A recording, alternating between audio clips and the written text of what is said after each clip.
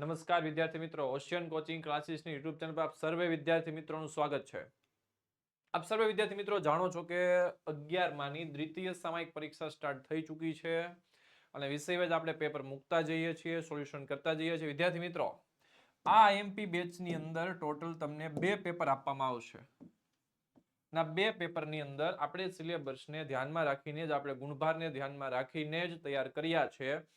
Perfection સાથે 2 paper કરી નાખશો તો તમે તમારી પરીક્ષાની અંદર સારામાં સારા માર્ક્સ સાથે પાસ થઈ શકો છો. ઓછી મહેનતે સ્માર્ટ વર્ક કરીને પણ માર્ક્સ લાવી શકાય છે. તો પેપર સ્ટાઇલ જે રીતે સજેસ્ટ કરવામાં આવી છે ગવર્મેન્ટ દ્વારા, તે રીતે કાઢવામાં આવ્યું છે પેપર. જોઈએ આપણે. સરકારી કર્મચારી તેના શ્રમના બદલામાં વેતન મેળવે તે કયા પ્રકારની આર્થિક પ્રવૃત્તિ કહેવાય? ચલો 4 જવાબ આપણી પાસે છે. સમજો, સરકારી કર્મચારી શ્રમના બદલામાં વેતન મેળવે છે.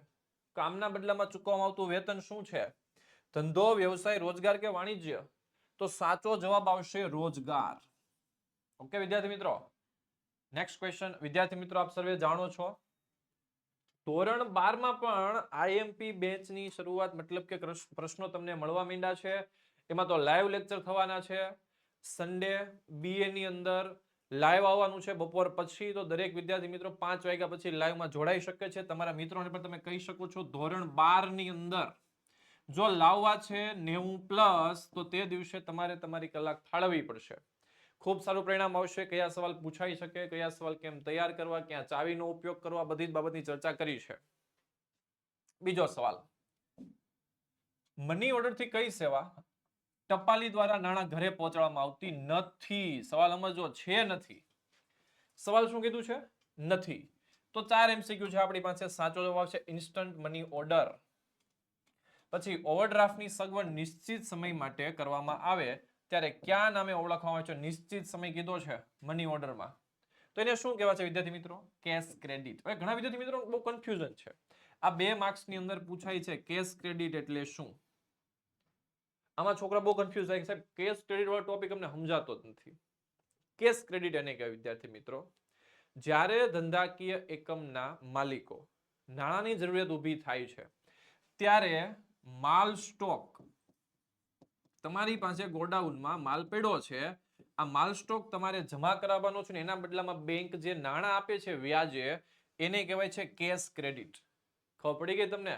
તમારા પાસે ગોડાઉનમાં જે માલ સામાન પડ્યો છે એ તમારે ગીરવે મૂકવાનો છે બેંકમાં, એના બદલામાં બેંક તમને નાણાં આપે છે, એને કહેવાય છે કેશ ક્રેડિટ. સમયગાળો મર્યાદિત હોય છે, સમયગાળો પૂરો થાય એટલે નાણાં પરત કરવાના હોય છે, બેંક તમારો માલ સામાન પાછો આપી દેશે. સિમ્પલ અરસામાં તમને ખબર પડી ગઈ છે કેશ ક્રેડિટ કોને કહેવાય. ઘણા છોકરા અહીં કન્ફ્યુઝ થાય છે, સાહેબ ઓવરડ્રાફ્ટ યાદ જ નથી રહેતું. ઓવરડ્રાફ્ટનું તમને સોલ્યુશન આપું. ઓવર એટલે વધારે. સમજો તમે, ઓવર મતલબનો શબ્દનો અર્થ શું થાય છે? વધારે. ઓવરડ્રાફ્ટ એટલે શું? ઓવરડ્રાફ્ટ એટલે કે ધંધાદારી એકમોને, વેપારીઓને જે ખાતું હોય છે એના ખાતામાં જમા રૂપિયા કરતા વધારે રૂપિયા ઉપાડવા દેવામાં આવે છે.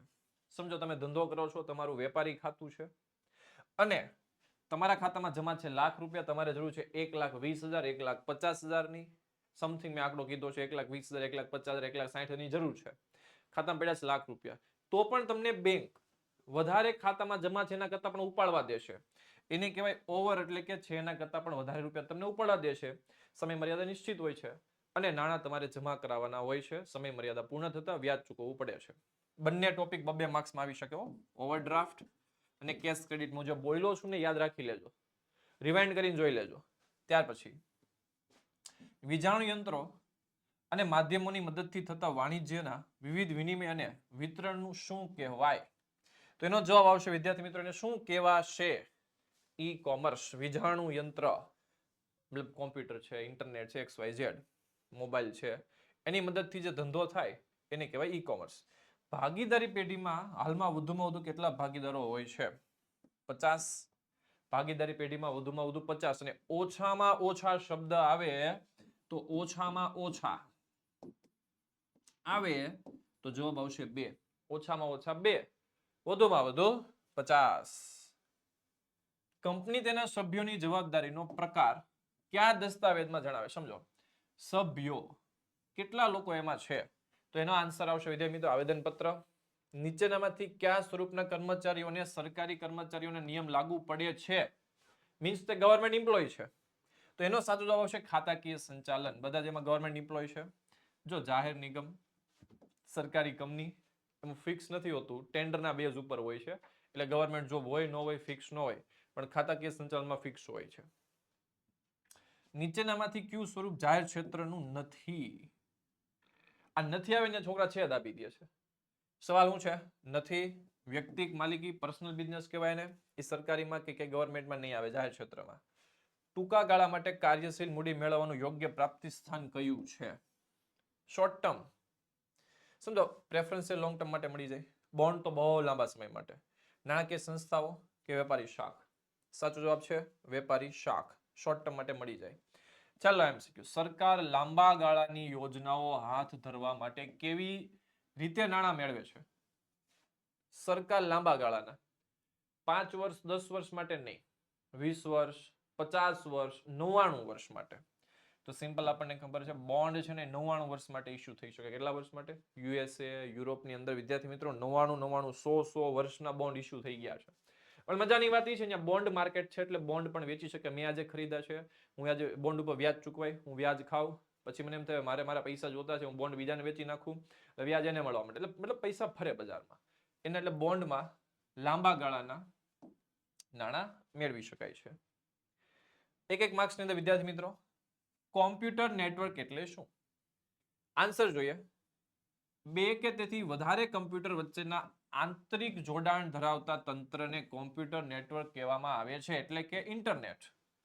મતલબ કે ઇન્ટરનેટની મદદથી કોમ્પ્યુટર એકબીજા સાથે જોડાયેલા છે, બે કે તેથી વધુ, એને કહેવાય છે કોમ્પ્યુટર નેટવર્ક. એમાં લેન કેન મેન વેન આવી શકે છે. ભાગીદારી પેઢીમાં નિર્ણય કઈ રીતે લેવાય? સમજો આપણે 5 ભાગીદાર છીએ, 5 વ્યક્તિ ભાગીદાર છીએ, તો શું એમાંથી એક કે માની લેવાનું છે? નહીં. ભાગીદારી પેઢીમાં નિર્ણય લેવા છે સર્વસંમતિથી. જો બધા ભાગીદારો વચ્ચે ચર્ચા વિચારણા કરી, લાભાલાભના વિચાર કરી લેવામાં આવે છે, અને સર્વસંમતિથી શબ્દ લખવાનો છે અહીંયા, સર્વસંમતિથી નિર્ણય લેવામાં આવતા હોય છે. સહકારી મંડળીમાં સભ્ય દીઠ મત એટલે શું? બહુ દેશી જવાબ આપી દો. સહકારી મંડળીમાં તમારા પાસે ગમે એટલા શેર હોય, તમે મત એક જ આપી શકો. ત્યાં શેરના આધારે નહીં, સભ્યના આધારે મત અપાય છે. મારી પાસે 1 કરોડ શેર છે, તો હું એક જ મત આપી શકું, અને મારી બાજુવાળા પાસે એક જ શેર છે, તો એક મત આપી શકે. એને કહેવાય સભ્ય દીઠ મત.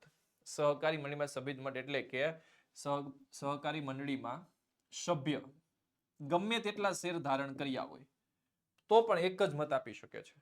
એને કહેવાય છે સભ્ય દીઠ મત. સરકારી કંપનીમાં શેર કોના નામે ધારણ કરવામાં આવે? રાષ્ટ્રપતિ. કોના નામે હોય છે વિદ્યાર્થી મિત્રો? રાષ્ટ્રપતિના નામે શેર ધારણ કરવામાં આવતા હોય છે. કંપનીના નફામાંથી સૌપ્રથમ ડિવિડન્ડ કોને ચૂકવાય છે? જો અહીંયા હું તમને 1 માર્ક્સની અંદર ડિવિડન્ડનું કન્ફ્યુઝન દૂર કરું છું. સૌથી પહેલા ડિવિડન્ડ ચૂકવાય પ્રેફરન્સ શેર હોલ્ડરને. કોને ચૂકવાય છે? પ્રેફરન્સ શેર હોલ્ડરને. ને ત્યાર પછી પૈસા વધે છે, નફો વધે છે, તો કોને ચૂકવા છે? Equity share હોલ્ડરને. મીન્સ સૌથી પહેલો મોકો પ્રેફરન્સનો, છેલ્લો મોકો ઇક્વિટી શેર હોલ્ડરનો. 1 માર્ક્સનો સવાલ આવી શકે, સૌથી છેલ્લે કોને ડિવિડન્ડ ચૂકવાય છે? Equity share holder. સૌથી પહેલા કોને ડિવિડન્ડ ચૂકવાય છે? પ્રેફરન્સ શેર હોલ્ડરને પહેલો મોકો આપવામાં આવે છે. શોર્ટ ક્વેશ્ચન 5 સોલ્વ થઈ ગયા છે. જાહેર ભવિષ્ય નિધિ, મોસ્ટ આઈએમપી ક્વેશ્ચન. જાહેર ભવિષ્ય નિધિ છે શું? બચત માટેનો એક નજરિયો છે, જે વ્યક્તિઓ પોતાની બચતો જમા કરાવે છે. જો કોઈ પણ વ્યક્તિ જાહેર ભવિષ્ય નિધિનું ખાતું ખોલાવી શકે છે. 15 વર્ષની મુદત છે. સીધું યાદ રાખવાનું. કેટલા વર્ષની મુદત છે? 15 વર્ષ. દર વર્ષે ઓછામાં ઓછા કેટલા ભરવાના છે? 500 રૂપિયા. ટૂંકો ક્વેશ્ચન આવી શકે 1 માર્ક્સની અંદર, કે જાહેર ભવિષ્ય નિધિમાં ઓછામાં ઓછા કેટલા રૂપિયા જમા કરાવવાના હોય છે? 500 રૂપિયા જમા કરાવવાના હોય છે. તેમાં દર વર્ષ દરમિયાન વધુમાં વધુ 1.5 લાખ ભરી શકાય. મેક્સિમમ કેટલા ભરી શકાય છે? 1.5 લાખ. આ ખાતાને 15 વર્ષની મુદત પૂરી થયા બાદ જો તમને એમ લાગે હજી મારે કન્ટિન્યુ રાખવું છે, તો નવી વખત રિન્યુ કરાવી શકો, પણ 5 વર્ષ માટે રિન્યુ કરાવી શકાય, એટલે કે 5 વર્ષ માટે લંબાવી શકાય છે. આ ખાતું 15 વર્ષ પહેલા મુદત પહેલા બંધ કરી શકાતું નથી. ખાતું તમે બંધ કરાવો છો તો મૂળ રકમ મળશે, વ્યાજ XYZ, કોઈ પણ તમને ઇન્સેન્ટિવ મળવાના છે, કાંઈ નહીં મળે. આવકવેરાની ગણતરી આ ખાતામાં રકમ બાદ કરવામાં આવે છે. બાદ કરવામાં આવે એટલે કે આવકવેરો બહુ ધ્યાનમાં લેવામાં આવતો નથી. શું યાદ રાખવાનું છે આમાંથી જોઈ લો. 15 વર્ષ, દર વર્ષે ઓછામાં ઓછા 500, મેક્સિમમ 1.5 લાખ. પછી મુદત કેટલા વર્ષની છે? 15. મુદત પૂર્ણ થતા નાણાં પાછા મળી જશે વ્યાજ સહિત, અને 15 વર્ષ પહેલા ખાતું બંધ કરાવી શકાતું નથી. માની લીધેલો ભાગીદાર કોને કહેવાય? છે નહીં, માની લીધો છે. ઘણા ખબર કહેતા હોય કે એ મારો ભાઈ નથી પણ મેં ભાઈ માની લીધો છે. હે, છે નહીં પણ માની લીધો છે. હવે જો આ કેવો હોય? જે માની લીધેલો હોય નહીં પણ હોય. સમજો, હોય નહીં પણ હોય. એ કેવો હોય? તો જો કેવો હોય. જે વ્યક્તિ પોતાની વાણી, વર્તન, લખાણમાં પોતે પેઢીનો ભાગીદાર છે તેવું વર્તન કરતો હોય છે. શું કરતો હોય છે? વર્તન. છે નહીં, વર્તન કરે છે, નાટક કરે છે. ત્રાહિત વ્યક્તિ, ત્રાહિત એટલે થર્ડ વ્યક્તિ, ત્રીજો પક્ષકાર. એક આપણે, એક નાટક કરવા વાળો, અને ત્રીજું પબ્લિક જે જોવે છે ને ત્રાહિત વ્યક્તિ છે. તો પબ્લિક માની લે છે કે આ ભાગીદાર તરીકે માની લે છે, એને કહેવાય માની લીધેલો ભાગીદાર. છે નહીં, વાણી મતલબ એવી રીતે બોલે જાણે આપણો પાર્ટનર છે, વર્તન એવું શો ઓફ કરે જાણે આપણો પાર્ટનર છે, અને લખાણમાં પોતે પેઢીનો ભાગીદાર છે એવું વર્તન કરે છે કે ભાઈ હું છું ભાઈ. છે નહીં, બતાવે છે. માની લીધેલો ભાગીદાર કરાર કરતો ન હોય, મૂડી લાવતો ન હોય, નફામાં ભાગ લેતો નથી, પરંતુ ત્રાહિત વ્યક્તિ પોતાની શાખને ધ્યાનમાં લઈને પેઢી સાથે વ્યવહાર કરતી હોવાથી તેની જવાબદારી અમર્યાદિત છે. સમજો, આપણા નામે વહીવટ કરે છે, વર્તન કરે છે, લખાણ કરે છે, નાટક કરે છે, અને જો તમારી હારે કરાર કરે પબ્લિક સાથે તો એની જવાબદારી કેવી છે? અમર્યાદિત. તમારી પાસે પૈસા લે, પ્રોપર્ટી લે, XYZ કોઈ પણ કાંડ કરે તો જવાબદારી અમર્યાદિત છે, બધું વેચીને ચૂકવવું પડે. કંપનીના સ્વરૂપમાં માલિકી અને સંચાલન કેવી રીતે જુદું પડે છે? જો કંપની છે ને કૃત્રિમ વ્યક્તિ છે, MCQ આવી શકે. કંપની શું છે? કૃત્રિમ વ્યક્તિ. કંપનીનું સંચાલન શેર હોલ્ડરે ચૂંટેલા પ્રતિનિધિઓ કરે છે. ચૂંટણી થાય કંપનીમાં, પણ જો એઝ અ માલિક તરીકે તમારી પાસે 51% શેર હોય ને, એનાથી વધારે હોય તો ચૂંટણી કરવી પડતી નથી. આવા પ્રતિનિધિઓને સંચાલક કહે છે, અને સામૂહિક રીતે તેઓ સંચાલક મંડળમાં હોય છે, સંચાલક મંડળ તરીકે ઓળખાય છે. કંપનીને કાયદાકીય અસ્તિત્વ અલગ પ્રમાણમાં આપવામાં આવ્યું છે. કંપની તેના સભ્યોથી અલગ ગણાય છે. આમ કંપની અને માલિકી સંચાલન બંને વચ્ચે અલગ છે. કંપનીના માલિક બનવું હોય તમારે તો ચૂંટણીમાં ચૂંટાવવું પડે, એઝ અ CEO તરીકે, MD તરીકે, કે પછી એમાં કોઈ પણ XYZ તમે મોટી પોસ્ટ રાખી છે, જેમ કે ચેરમેન, આ લોકોની ઇલેક્શન થાય. જો 51% થી ઓછા શેર હોય તો ઇલેક્શન થાય. તો ચૂંટણીમાં પ્રતિનિધિ ચૂંટે છે અને એ લોકો મેનેજમેન્ટ કરે છે, એ લોકો સંચાલક બને છે. અને માલિકીમાં તમારી પાસે શેર હોવા જોઈએ તમે માલિક બની શકો છો. માની લીધેલો ભાગીદાર કોને કહેવાય? સોરી વિદ્યાર્થી મિત્રો, આ ફરી વખત રિપીટ થયું છે. નેક્સ્ટ જોઈએ.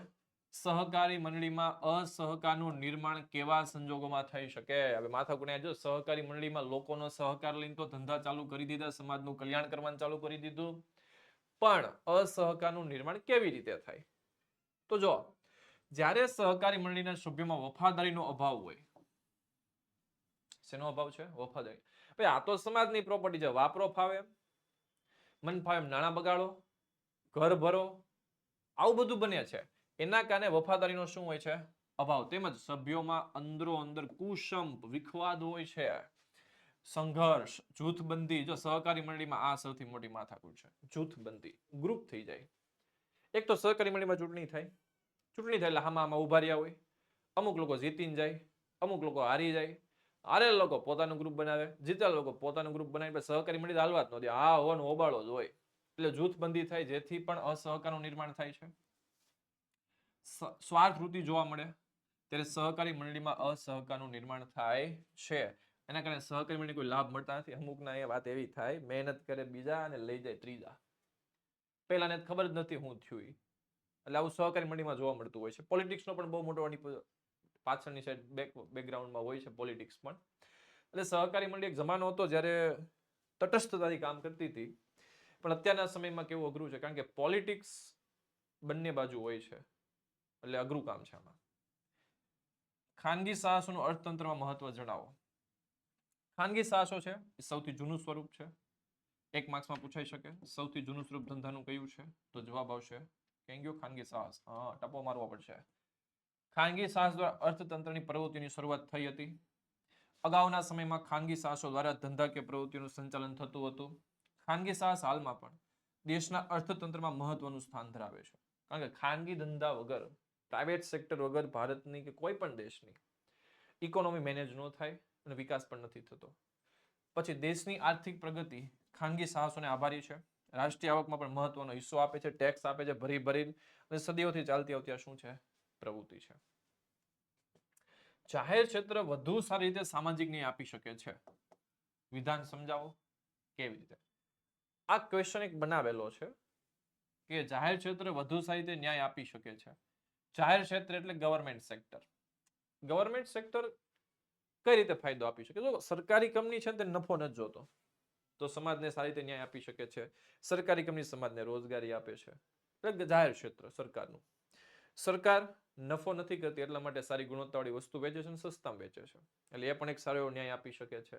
અને કસ્ટમરને કોઈ પ્રોબ્લેમ ક્રિએટ થયા હોય તો સરકાર એમાં ધ્યાન આપે છે, અને સરકાર જરૂર પડે તો વળતર પણ સારી રીતે આપે છે. એટલે જાહેર ક્ષેત્ર આ રીતે ન્યાયિક બાબતમાં સંપૂર્ણપણે મદદરૂપ થઈ શક્યું છે. જો કઈ રીતે. ખાનગી ક્ષેત્રનો ઉદ્દેશ નફાનો હોય છે, જે જાહેર ક્ષેત્રનો ઉદ્દેશ નફાની સાથે સાથે સમાજ કલ્યાણનો છે. સમાજ મતલબ નફો પણ ઓછો હોય, નહીવત નફો હોય. આ ઘણા લોકો ખબર બળાયું મારતા હોય, સરકારી સેક્ટર નકરો લોસ જ કરે છે, લોસ જ કરે છે. એટલે ભાઈ સરકારી સેક્ટર લોસ એટલા માટે કરે છે કે તમને સસ્તું આપવું છે. તમને સસ્તું ન મળે તો કે ભાઈ બધું મોંઘું મળે છે. અને સસ્તું આપે તો કે સરકાર લોસ કરે છે. કંપનીઓ સરકારી કંપની એટલે લોસ કરે છે વિદ્યાર્થી મિત્રો, કારણ કે પબ્લિકને સમાજનું કલ્યાણ કરવા માંગે છે, સસ્તું આપવા માંગે છે. બાકી હમણાં એ નફા કરવા માંડે ને પ્રાઇવેટ કંપનીઓની જેમ, તો એ પ્રોફિટમાં આવી જાય તો સમાજની શું હાલત થાય એ સમજવું પડશે આપણે. જાહેર સાહસો કોઈ પણ પ્રકારના ભેદભાવ વગર સમાજના તમામ વર્ગોને પોતાની સેવા પૂરી પાડે છે. ખબર પડી ગઈ? ગવર્મેન્ટ શું કરે તો કે ભારતનો ગરીબમાં ગરીબ વ્યક્તિ પણ સારી પ્રોડક્ટ મેળવી શકવો જોઈએ એવા પ્રયત્ન કરે છે. નાગરિક જીવન માટે કેટલીક આવશ્યકતા છે. આવી સેવાઓને પૂરતી માહિતી વ્યવસ્થા તંત્રને, જાહેર સાહસોને, પાયાના ઉદ્યોગમાં મોટા પાયે કામગીરી કરીને ઔદ્યોગિકરણને વેગ આપે છે. અને આ રીતે સમગ્ર સમાજનું કલ્યાણ થાય છે. જાહેર ક્ષેત્ર ઉદ્યોગો માટે આવશ્યક એવી પાયાની સગવડો સ્થાપે છે. પાયાની સગવડો, રસ્તા બનાવવા, ખાવા પીવાની વસ્તુઓ યોગ્ય ગુણવત્તાવાળી પૂરી પાડવી, પાણી પૂરું પાડવું, રહેઠાણની સુવિધા આપવી, આવાસ, રહેઠાણ એટલે આવાસ, આ બધું સરકારી સેક્ટર આપે છે. જેના કારણે નવા ઉદ્યોગોનો વિકાસ થઈ શકે. પાયાની સુવિધા, રોડ રસ્તા ન હોય તો એ દેશોમાં કોઈ કંપની જ ન આવે. આજકાલ તો તમને ખબર છે ભારતમાં રોડ રસ્તા ડેવલપમેન્ટ બહુ ફ્લો ક્લાસ લેવલનું ચાલે છે. આ રીતે દેશના સતત આર્થિક વિકાસમાં વૃદ્ધિ થતી રહે છે. સમાજના નબળા વર્ગોને પણ વિના મૂલ્યે કે રાહત દરે સેવા, નોકરીની સુરક્ષા, નોકરીની શરતો, મજૂર કાયદાઓનું સંપૂર્ણ પાલન થાય છે. મહિલાઓને અગ્રિમતા મળે છે, મતલબ કે સ્ત્રીઓને પણ એક પ્રકારે કહેવાય ને રિઝર્વેશન આપ્યું છે, અનામત આપી છે, જેના કારણે સમાજનું ખૂબ સારું કલ્યાણ થયું છે. એટલે જાહેર ક્ષેત્ર વધુ સારી સામાજિક ન્યાય આપે છે પ્રાઇવેટ સેક્ટરની તુલનામાં. પ્રેફરન્સ શેરના પ્રકાર જણાવો. બે પ્રકાર છે વિદ્યાર્થી મિત્રો. 20 વર્ષ પહેલા પરત કરવાના અને 20 વર્ષ પછી પરત કરવાના, બે પ્રકાર આપવામાં આવેલા છે. વાણિજ્યની દ્રષ્ટિએ મૂડીનો ખ્યાલ સમજાવો. વાણિજ્યની દ્રષ્ટિએ મૂડી એટલે કે ધંધાના માલિકે પોતાના ધંધામાં રહેલી મૂડી ઉપરાંત વિવિધ પ્રાપ્તિ સ્થાનોમાંથી ઉછીની લીધેલી મૂડીને શું કહેવામાં આવે છે? વાણિજ્યક દ્રષ્ટિએ મૂડી કહેવામાં આવે છે. હજી આમાં લખી શકાય માલિકીની મૂડી, ઉછીની મૂડીનો સમાવેશ થાય છે. માલિકીની મૂડીમાં દેવાદાર, લેણી હુંડી, રોકડ સિલક, બેંક સિલકનો સમાવેશ થાય છે. ઉછીની મૂડીમાં લેણદાર, દેવી હુંડી, લોન, ભંડોળ વગેરેનો પણ સમાવેશ થાય છે. આજુ બે સેન્ટેન્સ બોલ્યો છું એ રિવાઇન્ડ કરીને લખી લેજો, એ પણ આમાં એડ કરી શકાય છે. વિદ્યાર્થી મિત્રો, ધોરણ 12 મેં સંપૂર્ણ અસાઇનમેન્ટ પેપર સોલ્યુશન મૂકેલું છે ગાલાનું. નીચે લિંક આપેલી છે, નકર તમે સર્ચ કરજો ઓશિયન ગાલા પેપર સોલ્યુશન BA. આખા 6 પેપર આપ્યા છે. તમારા મિત્રોને તમે કહી શકો છો ને, એની અંદર પણ મેં મોસ્ટ ટાઈમ બી કીધું છે કે કેવા સવાલ વાંચવાથી ઇઝીલી તૈયારી થાય અને તમે બહુ સરસ તૈયારી કરી શકો ઓછા સમયમાં, સારામાં સારું સ્કોરિંગ કરી શકો, 90+, 55+, 100 માંથી 100 લાવી શકાય. એ બધી બાબતો મેં અહીંયા કીધી છે, તો તમે ત્યાં જઈને સોલ્યુશન કરી શકો છો. કમ્પ્યુટર નેટવર્ક, હવે જો 3 માર્ક્સમાં આવ્યા છે અને લખવાના કેટલા છે? 5. આઈપાઈ છે 8, 2 માર્ક્સમાં એમ જ છે હો. આઈપાઈ છે 8, લખવાના છે 5. કમ્પ્યુટર નેટવર્કના 4 પ્રકાર સમજાવો. LAN, CAN, MAN, van.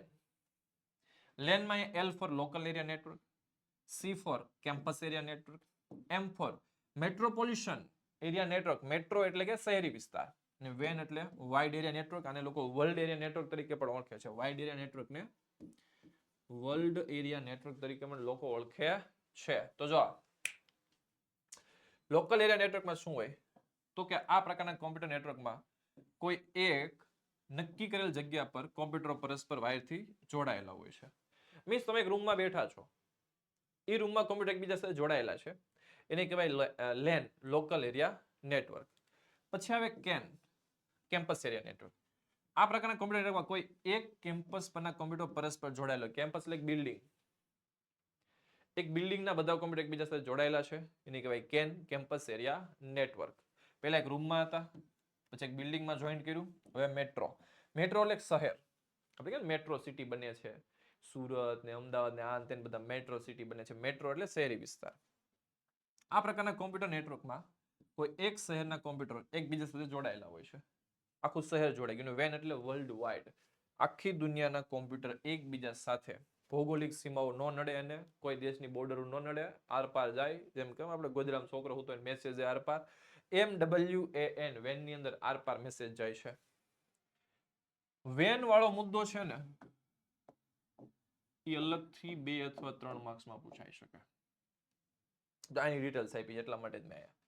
Wide area નેટવર્કના પાછા 2 પ્રકાર છે, અથવા વર્લ્ડ એરિયા નેટવર્કના 2 પ્રકાર છે, enterprise van, global van. Enterprise van શું છે અહીંયાથી સમજવાનું છે આપણે. એન્ટરપ્રાઇઝ વેન શું છે નંબર 1 ને અહીંથી સમજીએ. એન્ટરપ્રાઇઝ એટલે થાય ધંધો, ધંધાદારી પેઢીનું પોતાનું જે નેટવર્ક હોય એને કહેવાય એન્ટરપ્રાઇઝ વેન. આ નેટવર્ક એક મોટી સંસ્થાના વિશાળ વિસ્તારમાં આવેલા કોમ્પ્યુટરનું નેટવર્ક છે. આ રીતે વિવિધ સ્થળોએ આવેલા સ્થિર કોમ્પ્યુટરમાં નેટવર્કનું કામ કરે છે. મતલબ કે ભારતીય રેલવે આખા દેશમાં છે, ભારતીય રેલવેના બધા જ કોમ્પ્યુટર એકબીજા સાથે જોડાયેલા છે, એને કહેવાય એન્ટરપ્રાઇઝ વેન. કે એ ભારતીય રેલવેનું પર્સનલ નેટવર્ક છે, એને કહેવાય એન્ટરપ્રાઇઝ વેન, ધંધાનું પર્સનલ નેટવર્ક છે. અહીંયા આપ્યું છે કે ભારતના કોમ્પ્યુટર એકબીજા સાથે જોડાયેલ છે ભારતીય રેલવેના. બીજું છે ગ્લોબલ વેન, અહીંયા નંબર 2 આપ્યો છે. ગ્લોબલ વેન એટલે શું છે? આ વિશાળ નેટવર્ક છે જેના કોઈ પણ ભૌગોલિક સીમાઓ નડતી નથી. તે દુનિયાના વિવિધ દેશો અને ખંડો સુધી વિસ્તરેલ છે. જુદી જુદી સંસ્થાઓનું નેટવર્ક છે, સામૂહિક નેટવર્ક છે. સામૂહિક નેટવર્ક કઈ રીતે છે સમજો. તમે જીઓનું નેટ વાપરો છો, ભારતથી યુએસએ કોલ કરી શકો છો. એ કેવું નેટવર્ક થયું? ગ્લોબલ. કે એ ભારતીય જીઓ કંપની યુએસમાં કોઈ વ્યક્તિ બેઠો છે, એનામાં સ્ટાર લિંકનું પડ્યું છે કાર્ડ, અને ભારતવાળાના ફોનમાં છે જીઓનું કાર્ડ. એકબીજા જોડાય છે સ્ટાર લિંક અને જીઓ, અને તમે અહીંથી વિડીયો કોલ કરો છો તો યુએસએ ની અંદર કોઈ વ્યક્તિ ન્યુયોર્કમાં બેઠો છે તો એની સાથે પણ તમે કોલમાં વાત કરી શકો છો. એને કહેવાય ગ્લોબલ વેન. ખબર પડી કાંઈ? કે જેમાં કાંઈ નડતું નથી. એન્ટરપ્રાઇઝ વેન એટલે આપણું પર્સનલ નેટવર્ક છે, એમાં કોઈને આપણે ભાગ નથી આપતા થતો. WWW એટલે કે વર્લ્ડ વાઇડ વેબ. આ 1 માર્ક્સની અંદર ફૂલ ફોર્મ પૂછાય છે વિદ્યાર્થી મિત્રો. WWW નું પૂરું નામ શું છે? World wide web. અને એક શબ્દ આવે છે સેબી નું પૂરું નામ આપો. 1 માર્ક્સમાં મોસ્ટ આઈએમપી છે. ફૂલ ફોર્મ બહુ પૂછાય છે. સેબી નું પૂરું નામ ચોપડામાં ગોતવાનું છે તમારે, કોમેન્ટમાં જણાવવાનું છે, આવડે છે તો. સેબી નું પૂરું નામ હું તમને આપું છું પોતાની જાતે સોલ્યુશન કરવા માટે. ચલો ત્યાર પછી હિન્દુ અવિભક્ત કુટુંબ નોંધ આપી લક્ષણો. બહુ મોસ્ટ આઈએમપી છે. હલો ભાઈ, ગરમા ગરમ. પેલા તો જો 3 માર્ક્સનો સવાલ કેમ લખવાની બાળકોને આવડતું નથી કોમર્સમાં, બહુ ફાફા પડે છે. સમજી લ્યો 3 માર્કનો સવાલ લખાય કેમ. સૌથી પહેલા 3 માર્ક્સના સવાલમાં લખવાની છે વ્યાખ્યા. પૂછે કે ન પૂછે, આ કહેવાય આને કહેવાય મુદ્દાસર સવાલ. એટલે આમાં ફરજિયાત વ્યાખ્યા લખવી પડે, પૂછી હોય કે ન પૂછી હોય. અને ઓછામાં ઓછા 6 મુદ્દા સમજાવવા. કેટલા મુદ્દા સમજાવવાના છે બાળ મિત્રો? 6. એક મુદ્દાનો અડધો માર્ક્સ, 6 મુદ્દાના 3 માર્ક્સ. ડિટેલ્સ કેટલી લખવી પડે મુદ્દામાં? 3 થી 4 લીટીની ડિટેલ્સ મુદ્દામાં લખવી પડે. મુદ્દાની અંદર જે ડિટેલ્સ લખો છો એમાં મૌલિકતા જાળવેલી હોય તો પણ ચાલે, same to same text book જેવી ન હોય તો ચાલે. તો વ્યાખ્યા 6 મુદ્દા, 6 મુદ્દા લખ્યા છે, વ્યાખ્યા લખી તો ચેકર 1 માર્ક્સ કાપી શકે. 1 માર્ક્સ કાપી શકે. યાદ રાખજો. વ્યાખ્યા ફરજિયાત, 6 મુદ્દા લખવા કેવા છે? ફરજિયાત. મેં તમને ઇન્ફોર્મેશન આપી દીધી છે. હિન્દુ વિભક્ત કુટુંબનો અર્થ આપ્યો છે હિન્દુ કાયદા હેઠળ વંશ પરંપરાગત વારસામાં મળેલો ધંધો ચલાવતા સંયુક્ત હિન્દુ કુટુંબોને હિન્દુ અવિભક્ત કુટુંબ કહેવામાં આવે છે. આમાં બહુ બધા મુદ્દા પણ ઘણા બાળકો કે સાહેબ અમને યાદ નથી રહેતું. એના માટે હું તમને એક ચાવી આપું છું. હિન્દુ અવિભક્ત કુટુંબની ચાવી. રેડી ને? એની ચાવી છે સંજના કા મુન્ના આકાશ. આની ચાવી છે સંજના કા મુન્ના આકાશ. સંચાલન, જવાબદારી, નાદારી, પછી કાર્યક્ષેત્ર, મૂડી મેળવી મુશ્કેલ, નાણાં મેળવવા મુશ્કેલ, પછી આ બધું આયુષ્ય, આ બધું, પછી સંચાલન, સભ્યપદ. હું જે મુદ્દા બોલે ખબર પડી કે નહીં? હવે તમારે સવાલ વાંચવા બેહો ને હિન્દુ વિભક્ત કુટુંબના લક્ષણો, આમ તો સીધો ગળામાં ઉતરી જ જાય. જો ભાઈ થોડુંક નાટક થઈ ગયું હતું, નાને એવું છબકલું, હાથમાં રિમોટ પડી ગયું હતું, પણ ફોકસ પાછું આપો. જો ચાવી ખબર પડી કે નહીં? સંજના કા મુન્ના આકાશ. સ એટલે સંચાલન, જ એટલે જવાબદારી, ના એટલે નાણાં મેળવવા મુશ્કેલ, કા એટલે કાર્યક્ષેત્ર, મુ એટલે મૂડી મેળવવી મુશ્કેલ. પછી આ બધું મેં આપેલું જ છે મુદ્દામાં. હું સોલ્વ કરાતો જાય તમને કહેતો જાય. તમારે કેટલા મુદ્દા જોઈ છે? 6. સંજના કા મુન્ના આકાશ, બધા મુદ્દા આવી જાય. પહેલો મુદ્દો જોઈ, વંશ પરંપરાગત ધંધો. હિન્દુ વિભક્ત કુટુંબમાં પેઢીમાં કોઈ ચોક્કસ વિધિ કે કોઈ સમયને સ્થાપેલ હોતી નથી. મતલબ તમારા પેરેન્ટ્સ, તમારા દાદા, તમારા પરદાદા, એને ધંધો દાદાને આપ્યો, દાદાએ પપ્પાને આપ્યો, પપ્પા છોકરાને આપે, આ ઇલાજ કરે. એટલે વંશ પરંપરાગત ધંધો છે. સંચાલન, પેઢીના ધંધાનું સંચાલન કુટુંબના સૌથી મોટી વયની વ્યક્તિ કે પિતાના હાથમાં હોય છે. એને કરતા કહે છે. 1 માર્ક્સમાં પૂછાય છે સવાલ, કરતા એટલે શું? તો હિન્દુ અવિભક્ત કુટુંબમાં સંચાલન કરનાર વડીલ વ્યક્તિને કરતા કહેવામાં આવે છે. હિન્દુ અવિભક્ત કુટુંબમાં સભ્ય કેમ બનવાનું? તો કે ભાઈ એના હાટુ જન્મ લેવો પડે હિન્દુ અવિભક્ત કુટુંબમાં તમારે, તો તમને એમાં ભાગ મળે, બાકી ન મળે. તો પેઢીનું સભ્યપદ જન્મથી મળે છે. તમે એમાં જન્મો છો, તેનો લાભ લઈ શકો છો. તો કેટલા મુદ્દા આવ્યા? સંચાલન અને સભ્યપદ. આ પહેલો સ છે એ સંચાલનનો છે, ને આ સ છે ને એ સભ્યપદનો છે. 2 મુદ્દા નીકળી ગયા. ત્યાર પછી છે જો, આ જ એટલે આવશે જવાબદારી. આ પાછો 1 માર્ક્સનો સવાલ બને છે. કર્તાની જવાબદારી અમર્યાદિત છે. કુટુંબના બાકીના સભ્યોની જવાબદારી કેવી છે? મર્યાદિત. એક્ઝામમાં પૂછે છે કર્તાની જવાબદારી કેવી છે? જવાબ આવશે અમર્યાદિત. સભ્ય સંખ્યા, એટલે ભાઈ ભાગીદારી, હિન્દુ વિભક્ત કુટુંબમાં સભ્ય સંખ્યાની કોઈ મર્યાદા નથી. એ તો જેવો પરિવાર એવી રીતે કહેવા કરવાનું છે. આયુષ્ય, કર્તા કે કોઈ પણ સભ્યનું મૃત્યુ થયા પછી ધંધો ચાલુ જ રહે છે, એ બંધ નથી થતો. કર્તાના મૃત્યુ પછી ઉંમર અનુસાર વડીલ વ્યક્તિને કર્તા બને છે. સમજો તમે તમારા પરિવારમાં તમારા પપ્પાની 3 ભાઈ છે, તો સૌથી મોટા વ્યક્તિ એક્સપાયર થાય પછી એનો નાનો ભાઈ હોય ઈ બને, ઈ મરી જાય પછી એનો નાનો ભાઈ હોય એ બી બને. એટલે કોઈ મર્યાદા નથી. ના એટલે નાદારી. સંયુક્ત હિન્દુ કુટુંબની પેઢીને નાદાર ઠરાવવામાં આવે તો માત્ર પુખ્ત વયના સભ્યો જ નાદાર ઠરાવી શકાય. પુખ્ત વયના વ્યક્તિ એટલે કે 18 વર્ષથી મોટા હોય એ બધા જવાબદાર બને. સગીર વ્યક્તિ નાદાર ઠરાવી શકાતો નથી. 1 માર્કનો સવાલ, સગીર વ્યક્તિને નાદાર જાહેર કરી શકાય કે નહીં? તો કરી શકાતો નથી. 1 માર્ક્સમાં પૂછાય, જો ધ્યાનમાં લેજો. પછી ના એટલે નાણાકીય નિયંત્રણ. હિન્દુ વિભક્ત કુટુંબમાં પેઢીની બધી જ નાણાકીય બાબતો કર્તાના હસ્તગત હોય છે, વડીલના હસ્તગત, જે મેનેજમેન્ટ કરે છે. પછી અહીં આવશે કા એટલે કાર્યક્ષેત્ર. ધ્યાનમાં લેવાનું છે વિદ્યાર્થી મિત્રો. આ શબ્દ ચાવીના બેઝ ઉપર, કા એટલે કાર્યક્ષેત્ર સ્વતંત્ર. હિન્દુ અવિભક્ત કુટુંબમાં પેઢીનું સંચાલન કરતા સ્વતંત્ર રીતે કરે છે. કુટુંબના અન્ય સભ્યો કોઈ દખલગીરી કરી શકતા નથી. દાદા કેમ થશે, વડીલ કેમ થશે, બીજા કોઈ નહીં બોલે. નોંધણીનું પ્રમાણપત્ર મેળવવાની વિધિ જણાવો. આ પણ મોસ્ટ આઈએમપી. કંપનીના અસ્તિત્વને લાવવા માટે દરેક કંપની નોંધણીનું પ્રમાણપત્ર ફરજિયાત શું કરવું પડે છે? મેળવવું પડે છે. એના માટે બહુ બધા આપણે ડોક્યુમેન્ટ જમા કરાવવા પડશે. સૌથી પહેલું ડોક્યુમેન્ટ છે આવેદનપત્ર. 1 માર્ક્સનો સવાલ બને છે. આવેદનપત્ર કંપની માટે શું છે? મૂળભૂત અને પાયાનો દસ્તાવેજ છે. 1 માર્ક્સમાં મોસ્ટ ટાઈમ પૂછાઈ શકે છે. તે કંપનીનું બંધારણ છે, જેના દ્વારા કંપની ત્રાહિત પક્ષ સાથે સંબંધો નક્કી થાય છે. બીજું છે નિયમન પત્ર. નિયમન પત્રમાં શું દર્શાવવામાં આવે છે? રોજબરોજના વહીવટને લગતા નિયમો હોય છે. પહેલા તમારે આવેદન પત્ર તૈયાર કરવાનું છે, નિયમોનું માળખું એટલે નિયમન પત્ર તૈયાર કરવાનું છે. એ થઈ જાય પછી તમારે સંચાલકોની યાદી તૈયાર કરવાની છે. સંચાલકોની યાદી 2 માર્ક્સનો સવાલ બની શકે. સંચાલકોની યાદીમાં શું શું દર્શાવવામાં આવશે? સંચાલકો તરીકે કામ કરતા તૈયાર હોય તે વ્યક્તિઓની યાદી, મતલબ જેટલા ભાગીદાર છે એની યાદી દર્શાવવાની છે. એના નામ, સરનામા, ઉંમર, એ હું ધંધા આપણા સિવાય આપણા પાર્ટનરશિપ છે એના સિવાય હું ધંધા કરે છે, એનઆરઆઈ છે કે ભારતીય છે, વિદેશી છે કે ભારતીય, એ બધું રજિસ્ટર સમક્ષ નોંધાવાનું છે. અને ખાનગી કંપનીમાં ઓછામાં ઓછા 2, વધુમાં વધુ તમે જો ઓછામાં ઓછા 2 અને સરકારી કંપનીમાં વધુમાં વધુ 3 જાહેર સાહસમાં સભ્યો હોય છે.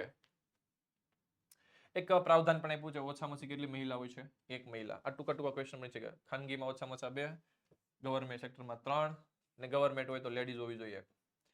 સંચાલકોની લેખિત સંમતિ. યાદી તૈયાર થઈ, પહેલા આવેદન પત્ર બનાવ્યું, નિયમન પત્ર બનાવ્યું, સંચાલકની યાદી બનાવી, સંચાલક લેખિત સંમતિ લેવાની. લેખિત સંમતિમાં સિગ્નેચર કરાવવાનું છે. હું જે કહું છું એ બધું સાચું જ કહું છું એવું ખબર લખાણ થાય કે હું મારી મરજીથી કહું છું, બધું સાચું કહું છું, મેં કઈ ભૂલ કરી નથી, આ બધું એમાં દર્શાવી દેવાનું છે. રજિસ્ટર સમક્ષ નોંધણી કરાવે ત્યારે સાઇન કરવાની છે. 2 સાક્ષી સાથે જોશે, 2 સાક્ષી. અન્ય કંપનીના હિત અંગેની જાહેરાત. સંચાલકો, મેનેજર, સેક્રેટરી કે ભરણું ભરનાર જો બીજી કંપનીમાં હિત સંબંધ ધરાવતી હોય તો તે અંગેનું નિવેદન કંપની રજિસ્ટરને આપવું પડે. સમજો, આપણે એક નવી કંપની બનાવી એટલે આમાં બધાના ડેટા આપવો પડશે, પણ હું અગાઉ ઓલરેડી એક કંપનીમાં પાર્ટનર છું તો મારે દર્શાવવું પડશે કે એ કંપનીમાં કાંઈ પણ થાય તો એના માટે આપણી કંપની જવાબદાર નથી અને હું જવાબદાર બની શકું તો કંપનીને કોઈ નુકસાન નહીં થાય. એવું અન્ય કંપનીના હિત અંગેની જાહેરાત તમારે અહીં કરવી પડશે કે અન્ય કંપનીમાં હું પાર્ટનર છું પણ એનું આપણને કોઈ નુકસાન નહીં થાય ને આપણી કંપનીમાં કોઈ નુકસાન થાય તો એને કોઈ નુકસાન મારું નુકસાન એને નહીં ભોગવવું પડે. આ બધું દર્શાવવાનું હોય છે. કાયદાની જોગવાઈનું નિવેદન. હું બધા જ કાયદાનું પાલન કરું છું, હું બધું જ ફી ભરીને જ કામ કરું છું, હું કોઈને અગેન્સ્ટ નથી, આવું બધું તમારે લેખિતમાં આપવું પડશે. અને ત્યાર પછી આ વિધિ પૂર્ણ થતા રજિસ્ટર નોંધણી પ્રમાણપત્ર આપે છે. આ પ્રમાણપત્ર મળી જાય પછી તમે તમારા કામ ચાલુ કરી શકો છો. તો આ રીતે થશે વિદ્યાર્થી મિત્રો. 6 મુદ્દા છે. આવેદનપત્ર, નિયમનપત્ર, યાદી બનાવવાની, યાદી બની જાય પછી એમાં સંચાલકો લેખિત સંમતિ લેવાની, સંમતિ આવી જાય અન્ય કંપનીનું હિત આપવાનું અને કાયદાનું જોગવાનું પાલન કરીશું એવું સ્પષ્ટ દર્શાવવાનું છે. તફાવત એટલો આઈએમપી કે પેપર કાઢવાળો પૂછી જ નાખે એટલો આઈએમપી. ખાનગી કંપની, જાહેર કંપની. ખાનગી કંપનીમાં ઓછામાં ઓછા કેટલા સભ્યો છે? 2. જાહેર કંપનીમાં ઓછામાં ઓછા કેટલા સભ્યો છે? 7. વધુ વધુ અહીં કેટલા છે? 200. અહીંયા અનલિમિટેડ ઢોસા જેવા છે, ગમે એટલા લે. શેની ફેરબદલી? તેના શેરની ફેરબદલી ઉપર ખાનગી કંપનીનું નિયમન પત્ર દ્વારા નિયંત્રણ હોય છે. નિયમન પત્ર, નિયમોનું માળખાનું પાલન કરવું પડશે. છૂટથી થઈ શકે. સરકાર પોતાના શેર ગમે ત્યારે બહાર પાડી શકે, વેચી શકે છે, એને મૂડી વિનિવેશ કહેવાય છે. તે વિજ્ઞાપન પત્ર બહાર પાડી શકતા નથી. આ લોકો વિજ્ઞાપન પત્ર બહાર પાડી શકે છે, જાહેર જનતાને ખરીદવા માટે આમંત્રણ આપી શકે છે. એક વ્યક્તિની કંપની, ખાનગી કંપની એક વ્યક્તિની કંપની હોઈ શકે, જાહેર કંપની ક્યારે એક વ્યક્તિની કંપની હોઈ શકે નહીં. સંચાલકોની સંખ્યા ઓછામાં ઓછી 2 હોય તો જ ચાલી શકે, ઓછામાં ઓછા 3 હોય તો શરૂઆતમાં ચર્ચા કરી તો જ ચાલી શકે. કંપનીનું નામ.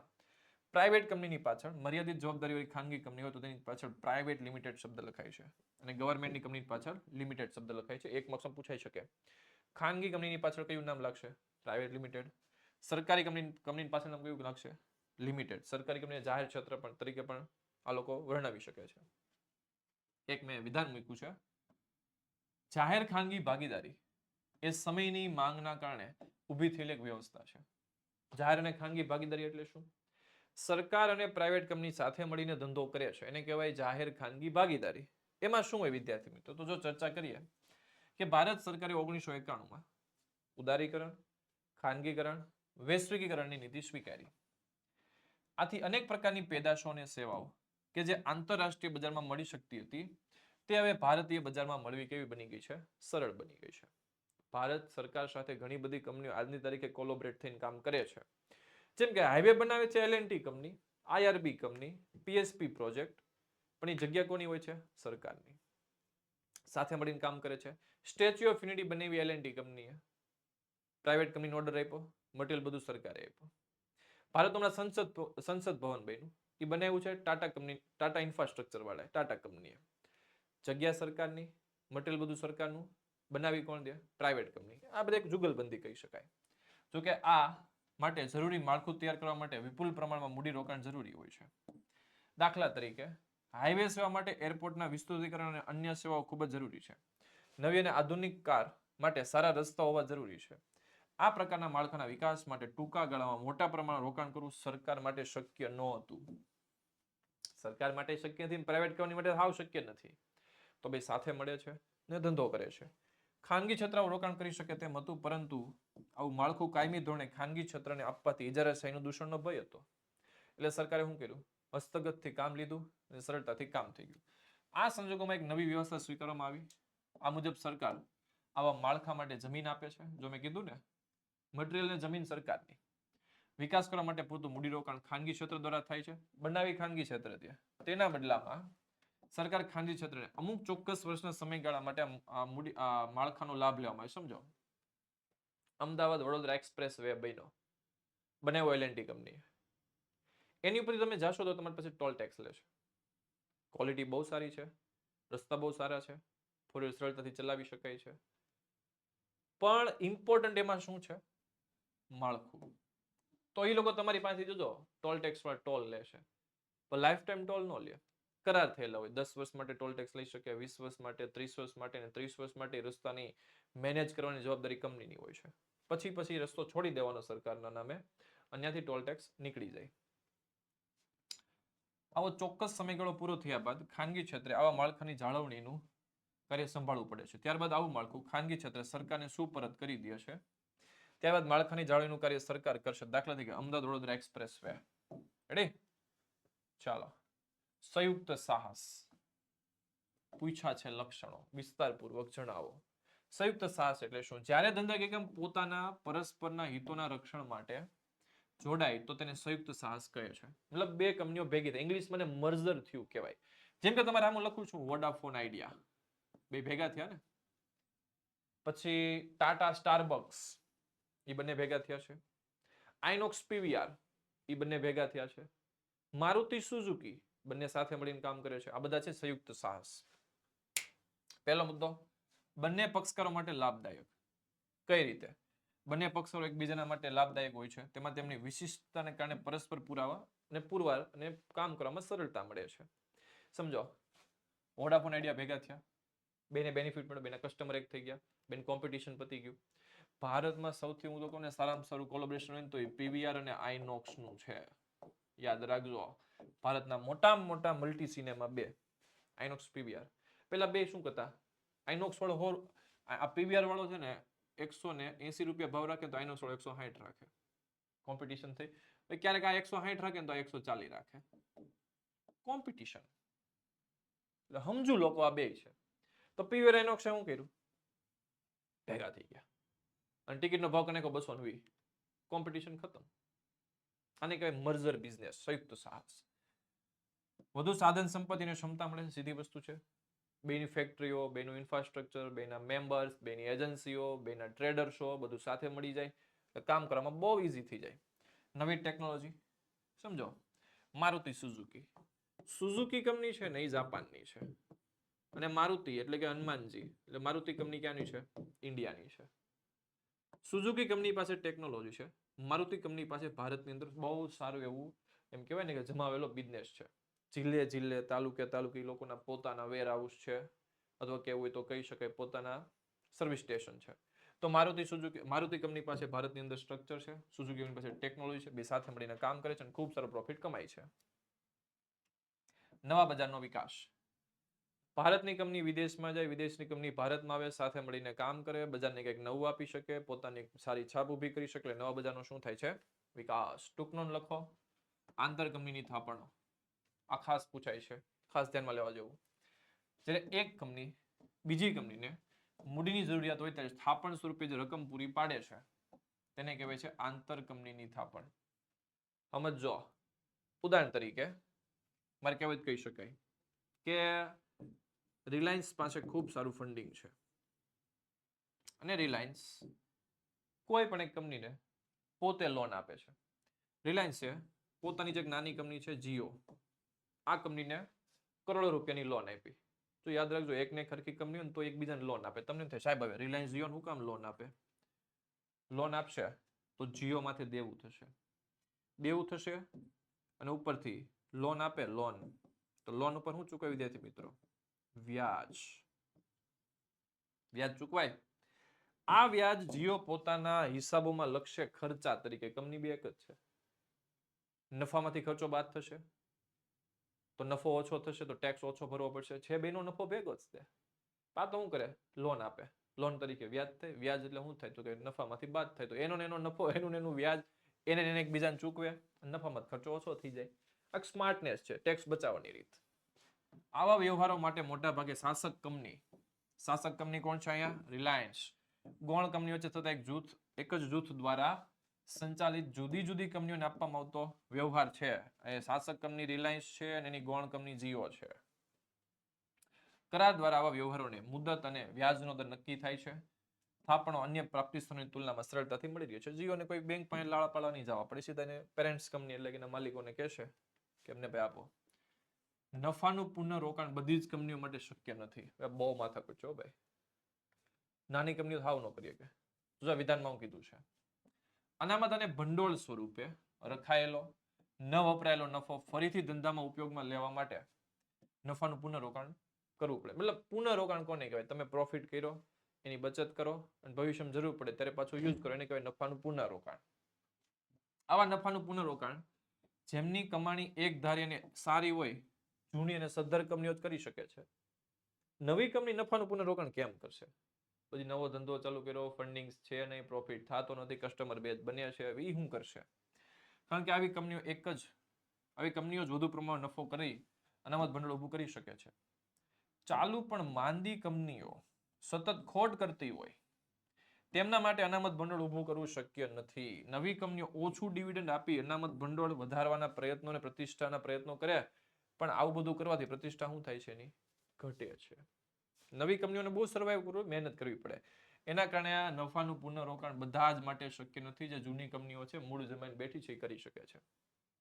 Section E. સેક્શન ઈ માં જો 5 માંથી 5 ક્યારે આવે? કે નો કે આ રીતે જ લખવાનું છે. પહેલા લખવાની વિદ્યાર્થી મિત્રો પ્રસ્તાવના. પ્રસ્તાવનામાં 4 લીટી લખવાની છે.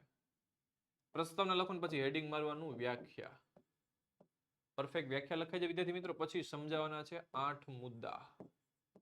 એ સમજાવે છે પછી હેડિંગ મારવાનું છે સમાપન. સમાપનમાં પણ 4 લીટી, પ્રસ્તાવનામાં 4 લીટી. એમાં તમને જે આવડે પ્રસ્તાવના સમાપનમાં તમને જે આવડે તમારે લખવાનું છે. વ્યાખ્યા કમ્પલસરી અને 8 મુદ્દા કમ્પલસરી. આટલું પરફેક્શન સાથે લખો ને ત્યારે તમને 5 માંથી 5 મળે. આને કહેવાય સવિસ્તાર.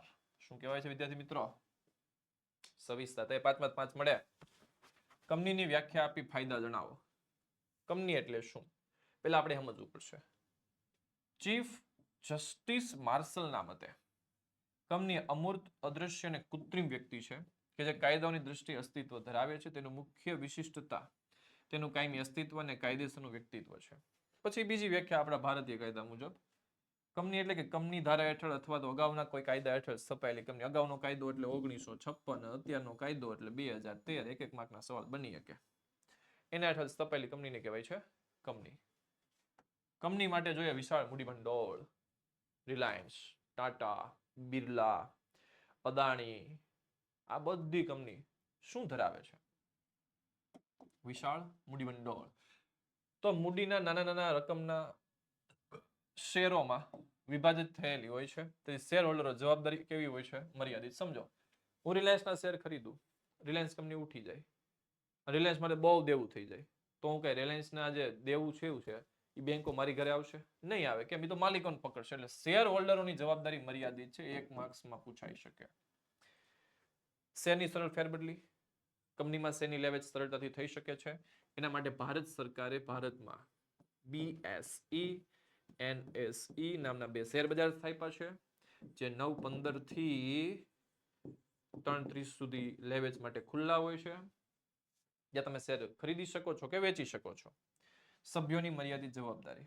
તમે કંપની સાથે જોડાયેલો છો એઝ અ શેર હોલ્ડર કે જ્યાં તમે જોબ કરો છો, તો તમારી જવાબદારી મર્યાદિત છે. કંપની ફડચામાં જાય, કંપનીનું વિસર્જન થાય તો દેવું ચૂકવવા માટે શેર હોલ્ડરો જવાબદાર નથી. જવાબદાર કોણ છે? કંપનીના સાચા માલિકો છે. સાચા માલિકો એટલે જે સ્થાપકો હોય એ.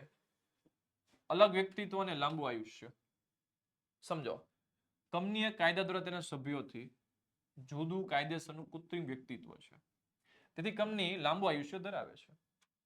તો આ લાંબુ આયુષ્ય ધરાવે તો સભ્યોનું મૃત્યુ, નાદારી, મગજની અસ્થિરતા એટલે ગાંડો થઈ જાય એવા કોઈ પણ અસર ધ્યાનમાં લેવામાં આવતી નથી. કંપની ચાલ્યા જ કરે. અમુક કંપનીઓ તો ભારતમાં 300 વર્ષથી ચાલે છે. વાડિયા કંપની છે, વાડિયા ગ્રુપ, એ ભારતમાં ચાલતું 250 થી 300 વર્ષ જૂનું ગ્રુપ છે, કંપની છે. વિચાર કરો તમે, આયલા કરે, પેઢી દર પેઢી આયલા કરે, માલિકો ફરી જાય કોક વાર, પણ આયલા કરે. વિશાળ કદના લાભ, કંપનીનું સ્વરૂપ બહુ મોટું હોય, હેવી, તો વિશાળ કદના લાભ મળે છે, જ્યાં મોટા પાયે ઉત્પાદન કરી શકાય છે, મોટા પાયે ખરીદી કરો તો માલ સસ્તો પડે છે, વેચાણ કરો, માર્કેટિંગ ક્લાસ શરૂ થઈ શકે છે, મૂડી ભંડોળ મોટું હોય, આધુનિક યંત્રોનો ઉપયોગ થાય, નિષ્ણાંત લોકો તમને માહિતી પૂરી પાડે. એટલે વિશાળ કદના શું પડે છે? લાભ. નિષ્ણાત લોકો સ્ટ્રેટેજી બનાવે અને બજારમાં પડે અને પોતાની પ્રોડક્ટ મોટા પાયે વેચી નાખે, નાના ધંધાવાળા ચોપટ થઈ જાય.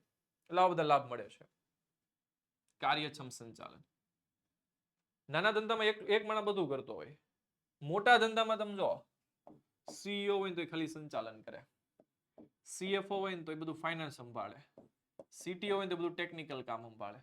ખબર કે નહીં? કઈ તમને એમડી મેનેજિંગ ડિરેક્ટર તો એ પોતાનું ડિરેક્ટર પદમાં જ ધ્યાન આપે, બીજા વહીવટ ન કરે. તો મેં કીધું એમ બહુ બધા હોદ્દા હોય છે, કામની વહેંચણી થઈ જાય છે, એટલે ક્વોલિટી જળવાય છે, અને ક્વોલિટી જળવાય તો કાર્યક્ષમ શું થાય છે? સંચાલન, જેથી કોઈ પ્રશ્નો આવતા નથી. ત્યાર પછી છે લોકશાહી સંચાલન. કંપનીમાં શેર હોલ્ડરો વચ્ચે શેર હોલ્ડરો ચૂંટણી કરે છે, પોતાના પ્રતિનિધિને ચૂંટી કાઢે છે, સીઈઓ બન્યું, સીઈઓ, સીએફઓ, સીટીઓ, એમડી વગેરેના ઇલેક્શન થાય અને યોગ્ય વિજેતાઓને સંચાલન સોંપવામાં આવે છે 5-5 વર્ષ માટે, જેવું પછી તમે નિયમ બનાવો, 1 વર્ષ, 2 વર્ષ, 5 વર્ષ, કન્ડિશન પ્રમાણે. સમાજ અને રાષ્ટ્રને લાભ, કંપનીથી સમાજને શું લાભ થયો? વસ્તુ મળી રહી ગુણવત્તાવાળી, નોકરી મળી રહી, રાષ્ટ્રને શું લાભ થયો? ટેક્સ મળી રહ્યો, દેશનો વિકાસ થયો, ઇકોનોમીમાં સહકારી બન્યા, ઇકોનોમી ભારતની બહુ મોટી બની, તો સમાજ અને રાષ્ટ્રને શું થાય છે? લાભ. ત્યાર પછી વિદ્યાર્થી મિત્રો 8 મુદ્દા આપણે પૂર્ણ કરીએ છીએ. જાહેર ક્ષેત્રની લાક્ષણિકતાઓ સવિસ્તાર વર્ણવો. તો પહેલા તો એક છે જાહેર ઉપયોગિતાનો અર્થ. શહેરો અને ગામડાઓના વિકાસને કારણે કેટલીક નાગરિક સેવા જરૂરી બની છે. આધુનિક નાગરિક જીવનમાં કેટલીક સેવાઓ અને સગવડો આવશ્યક બનતી જાય છે. આવી આવશ્યકતાઓ, સેવાઓ અને સગવડોને કાર્યક્ષમ રીતે સતત પૂરી પાડતા વ્યવસ્થિત અને જાહેર ઉપયોગિતા તરીકે ઓળખવામાં આવે છે. 2 માર્ક્સ મળતી પૂછાઈ શકે છે. જાહેર ક્ષેત્ર એટલે ગવર્મેન્ટ સેક્ટરના લક્ષણો. ગવર્મેન્ટનું ફોકસ છે આવશ્યક સેવા સગવડો તમને પૂરી પાડવી. રેડી ને? જાહેર ઉપયોગિતાના આપણે લક્ષણો જોઈએ છીએ, તો સવાલમાં ચેન્જીસ બને તો કરી નાખજો. આવશ્યક સેવાઓ અને સગવડો ગવર્મેન્ટ તમને પૂરી પાડે છે. કેમાં? જાહેર ઉપયોગિતામાં. તો કરેક્શન સોલ્વ કરજો. આવશ્યક સેવાઓ અને સગવડો પૂરી પાડે છે જેથી લોકોને યોગ્યતાથી વસ્તુઓ મળી રહે. સેવા સાતત્ય. વોટ ઇઝ સેવા સાતત્ય? સેવા સાતત્ય છે શું? જાહેર ઉપયોગિતાની સેવાઓ સતત અને નિયમિત રીતે મળતી રહે છે, નહીં તો જાહેર જનજીવન ખોરવાઈ જાય છે. મકાન, પાણી, ખાણીપીણી આ બધું યોગ્યતાથી લોકોને મળવું જોઈએ જેથી સારું જીવન જીવી શકે. ભેદભાવ વગર સેવા. સરકાર જ્ઞાતિ, જાતિ, ધર્મ, સંપ્રદાય નથી જોતું. પૈસાવાળો ગરીબ નથી જોતા. સરકાર જ્ઞાતિવાદ નહીં, કાસ્ટવાદ નહીં, પણ રાષ્ટ્રવાદમાં માને છે. એટલે એને કોઈ યારે કઈ લેવા દેવા નથી. એ તો વ્યક્તિને જોવે છે, એની જ્ઞાતિને નથી જોતા, અને બધી સેવા આપે છે. ઇજારો. અમુક ઇજારો એટલે શું થાય? અમુક સેક્ટરમાં બનાવવાળા લિમિટેડ છે, એની સામે પહોંચી વળવા માટે તમે તમારો લાભ લઈ શકો છો. મીન્સ કે સમજો, ભારતમાં એક જમાનામાં બેબી કિટ, નાના છોકરા હોય ને, પાવડર ને આ ને બધું આવે, એની એક જ કંપની હતી જોન્સન બેબી નામની. એ જમાનામાં જોન્સન બેબી એ કીટ વેચી હતી 1200 થી 1400 ભાવે એક જમાનામાં. અત્યારે એ જ કીટ 300, 400, 500 માં આપે છે. ત્યારે એનો શું હતો? ઇજારો. બીજું કોઈ વેચતું જ નહીં બજારમાં, તો લોકો એની પાસે જાય, મનફાવ ભાવ લાગે. પણ સરકાર શું કરે? જો જાહેર ઉપયોગિતાની સેવાની ગુણવત્તા ઘટાડો, જનજીવન અસર કરે છે, તો જાહેર ઉપયોગિતાના એકમો ઇજારો આપવામાં આવે છે. અમુક સેક્ટરમાં સરકાર પોતાના હાથમાં રાખ્યા, જેમ કે રેલવેમાં સરકારનો ઇજારો છે, કોઈ લૂંટફાટ ન કરી શકે. અમુક વસ્તુમાં સરકારનો ઇજારો છે, પેટ્રોલિયમ ઉપર સરકારનો ઇજારો છે. એટલે આ બધી વસ્તુમાં મેનેજ કરીને લોકોનું જનજીવન કેમ મેનેજ થાય એવા પ્રયત્ન કરે છે. સરકારી નિયંત્રણ. સંપૂર્ણ કંટ્રોલ ગવર્મેન્ટનો હોય જાહેર ક્ષેત્ર એટલે ગવર્મેન્ટ સેક્ટર ઉપર. જ્યાં સરકાર જ ભાવ નક્કી કરે છે, નિયમિતતા લાવે છે, કાર્યક્ષમતાપૂર્વક કાર્ય કરે છે, જેથી જાહેર એકમોને સરળતાથી કામ કરાવી શકાય.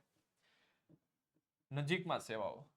સમજો ગવર્મેન્ટે ગામડે ગામડે દવાખાના બનાવ્યા, શાળાઓ બનાવી, રસ્તા બનાવ્યા, પાયાની સુવિધાઓ આપી, તમને બહુ નજીકમાં જ સેવા આપી. દવાખાના બનાવ્યા, પછી તમને ખબર છે આપણને મેડિકલ બનાવ્યા છે, જેથી ગ્રાહકોને ઓછા ખર્ચે કાર્યક્ષમતાપૂર્વક વસ્તુઓ પૂરી પાડી શકાય. સંચાલન. જાહેર ક્ષેત્રમાં સંચાલન જાહેર ઉપયોગિતામાં કોનું હોય? ગ્રામ પંચાયત, તાલુકા પંચાયત, જિલ્લા પંચાયત, નગરપાલિકા વગેરેનું હોય છે.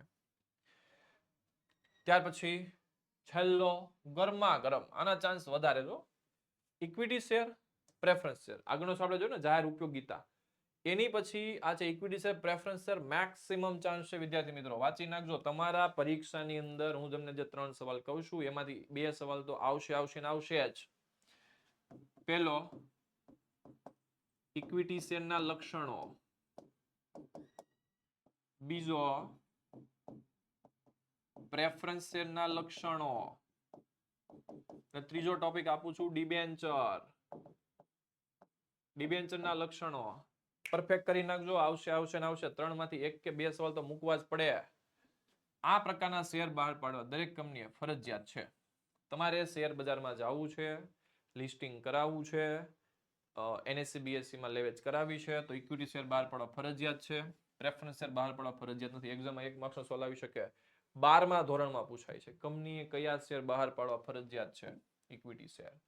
ડિવિડન્ડનો દર ચોક્કસ હોતો નથી. જો ડિવિડન્ડનો દર અચોક્કસ હોય છે, મીન્સ ચોક્કસ હોતો નથી. અહીંયા અગાઉથી જ નક્કી હોય છે, એ પ્રમાણે ડિવિડન્ડ આપવું ફરજિયાત છે. અધિકાર, કંપનીની સભામાં હાજર રહેવાનો અધિકાર છે, મત આપવાનો અધિકાર છે, સંચાલકોને ચૂંટી કાઢવાનો અધિકાર છે. આ લોકોને કોઈ પ્રકારના વહીવટ નહીં કરવાના.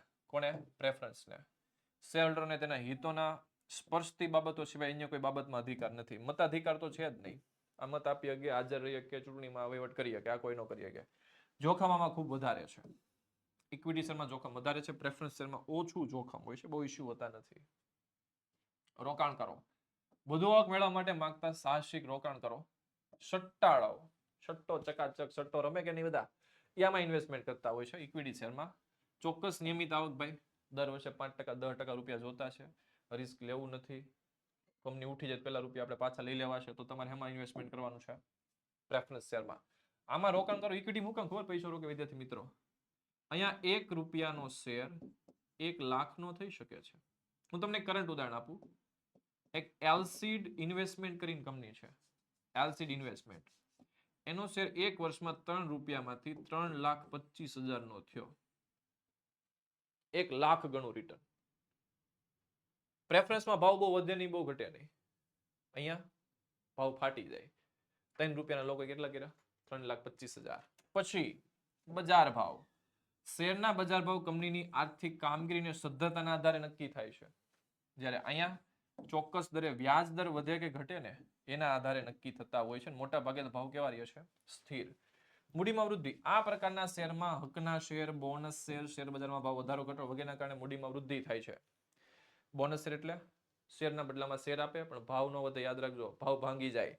સપોઝ કે કોઈ શેરનો ભાવ 200 રૂપિયા છે, કંપની 1 ના બદલામાં 2 કરી દીધા, તો 1 ના બદલામાં 2 થાય ને એટલે આ ભાંગેવા 2 થઈ જાય. 1 ના બદલામાં 2 એટલે બોનસ શેર એટલે કે 100 રૂપિયા થઈ જાય. હકના શેર કોને કહેવાય? ઘણા છોકરાને ખબર. મારી પાસે રિલાયન્સના શેર હોય, રિલાયન્સ કંપની નવા શેર બહાર પાડવા માંગે છે, તો પેલો મોકો મારી પાસે હતો તો મને જ આપશે કે ભાઈ તમે અમારા જૂના શેર હોલ્ડર છો, તમે જ ખરીદો. એને કહેવાય હકના શેર. જેની પાસે જે શેર હોલ્ડર પાસે જૂના શેર ઓલરેડી છે એને જ ફરી વખત ઓફર કરવામાં આવે શેર ખરીદવા માટે, એને કહેવાય હકના શેર. આ પ્રકારના શેરમાં કોઈ પ્રકારના લાભ મળતા નથી, મૂડીમાં વૃદ્ધિ થતી નથી. તો વિદ્યાર્થી મિત્રો, થેન્ક યુ સો મચ. અમારી સાથે જોડાવા બદલ તમારો ખૂબ ખૂબ આભાર. અને આમાં જ અમારું બીજું પેપર પણ ટૂંક સમયમાં આવી જશે, થોડાક સમયમાં, જેમાં વોઇસ આપવામાં આવશે. એ પણ જોઈ લેજો. આ 2 પેપર ચકાચક તૈયાર કરીને જશો તો ખૂબ સારું પરિણામ આવશે. Thank you so much. અને આમ જ અમારી સાથે નેક્સ્ટ યર પણ જોડાયેલા રહેજો. આપણે વર્ષની શરૂઆતથી સંપૂર્ણ સિલેબસ ફ્રીમાં સોલ્વ કરાવવાનો છે. ક્યાંય ફાફા મારવાની જરૂર નથી. ખૂબ સારી રીતે આપણે તૈયારી કરશું. Thank you.